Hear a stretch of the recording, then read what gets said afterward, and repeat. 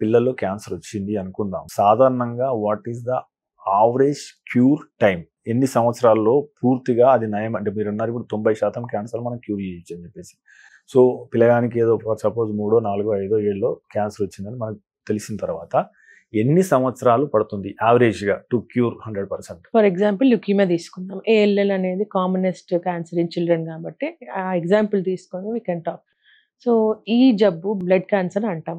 First month treatment తోటి 99.99% of the disease వెళ్ళిపోవాలి. That is the aim of the treatment.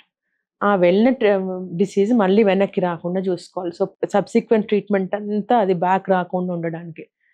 క్యాన్సర్ని back రావడం recurrent cancer are relapse అని అంటాం అనమాట. ట్రీట్మెంట్ అయిపోయినప్పటి నుండి 5 years వరకు సర్విలెన్స్లో ఉంటారు. సర్విలెన్స్ అంటే ఈ క్యాన్సర్ ఏమన్నా బ్యాక్ వస్తుందా అనేది జాగ్రత్తగా చూసుకోవడం జరుగుతుంది. ఫాలోఅప్లో ఉంటారు.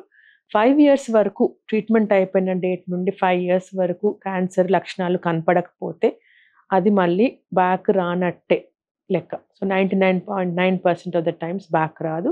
అప్పుడు క్యూర్ అనేది అంటాం అన్నమాట. So if it doesn't come back in 5 years, most probably it won't come back and the child is cured of the cancer. Average cost ఎంత అవుతుంది మేడం సాధారణంగా, జస్ట్ అవగాహన కోసం? ఈ cancer treatments depends on the type of cancer. For example acute lymphoblastic leukemia తీసుకుందాం. Standard risk anywhere between 10 to 15 lakhs అవుతుంది in a corporate hospital. But as 90% of the parents cannot afford even this treatment. Usually చిల్డ్రన్లో cancers బాగా curable ఉంటాయి కాబట్టి we counsel the parents and usually lot of them have some level of insurance లేకపోతే fund raising చేయడం అనేది జరుగుతుంది. So crowd funding కానీ NGO support, foundation support తీసుకొని ట్రీట్మెంట్స్ ఇవ్వడం జరిగింది. 12 years journey in India most of the ఫ్యామిలీస్కి help చేయాల్సి వచ్చింది. Like for example CM relief fund, PM relief fund కానీ, ఆరోగ్యశ్రీ స్కీమ్స్లో కానీ, లేకపోతే క్రౌడ్ ఫండింగ్ కానీ, various methods of help most of the families need. And government problem ఏంటంటే అండి, ఇది కార్పొరేట్ సెటప్లో దిస్ ఈస్ ద కాస్ట్. మరి దీనికి ఆల్టర్నేటివ్ ఏముంది మన స్టేట్లో? గవర్నమెంట్ సెటప్లో children cancers are being treated but the cure rates are not good. అంటే ఇంకా ఆ లెవెల్కి ట్రీట్మెంట్స్ అనేటివి డెవలప్ అవ్వలేదు.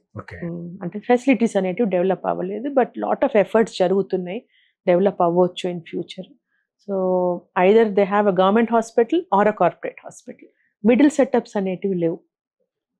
Either they bear this treatment or they go to the government hospital and get it done. So ఇది sad state is ఇది. ఇది నాకు most shocking thing was this when I came back. ఇండియాకి వచ్చినప్పుడు treatments available ఉన్నాయి, ఇచ్చే capacity ఉంది, కానీ అఫోర్డబిలిటీ లేదు. So how do we get around this problem? అప్పుడు ఫండ్ రైజింగ్ అనేది చేయడము, ఫ్యామిలీస్ని హ్యాండ్ హోల్డ్ చేయడము, ఫిజికల్గా హ్యాండ్ హోల్డ్ చేయాలి, మెంటల్గా హ్యాండ్ హోల్డ్ చేయాలి, సైకలాజికల్గా హ్యాండ్ హోల్డ్ చేయాలి, ఫైనాన్షియల్గా కూడా హ్యాండ్ హోల్డ్ చేయాల్సి వస్తుంది. ఇప్పుడు హెల్త్ ఇన్సూరెన్స్ విషయంలో అవగాహన పెరగాల్సిన అవసరం ఉందా? మీ అభిప్రాయం ఏంటి? Cost of the treatment is gone up. Okay. ఈ క్యాన్సర్ విషయం ఇట్లాంటి ప్రాబ్లమ్స్ వచ్చినప్పుడు కార్నర్స్ కట్ చేయలేం. అంటే ఎందుకంటే అవుట్కమ్ ఎఫెక్ట్ అవుతుంది. So corners as a doctor we can not do that. Okay.